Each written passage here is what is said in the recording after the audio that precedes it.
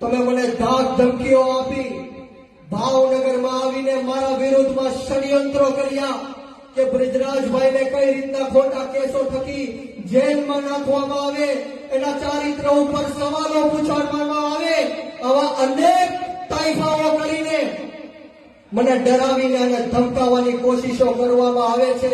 પરંતુ હું આ જાહેર મંચ ઉપરથી કહેવા માંગીશ કે અમે આંદોલનની કોખમાંથી નીકળેલા લોકો છીએ.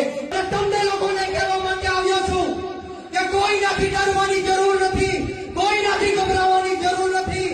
આ ઈ બ્રિજરાજ સોલંકી છે જે વીર વચરાજને માનવા વાળો વંશજ છે. કદાચ મારું માથું આ સોલંકી વીર વચરાજનો વંશજ છું, કદાચ મારું માથું ઉતરી જાય તો પણ આ બ્રિજરાજ સોલંકીનું ભાડા સમાજ માટે લડવું રહેશે.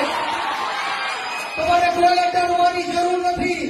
ભાવનગરમાં આવીને મારા વિરુદ્ધમાં ષડયંત્રો કર્યા કે બ્રિજરાજભાઈને કઈ રીતના ખોટા કેસો થકી જેલમાં નાખવામાં આવે, એના ચારિત્ર ઉપર સવાલો પૂછવામાં આવે, આવા અનેક તાઇફાઓ કરીને મને ડરાવીને અને ધમકાવવાની કોશિશો કરવામાં આવે છે.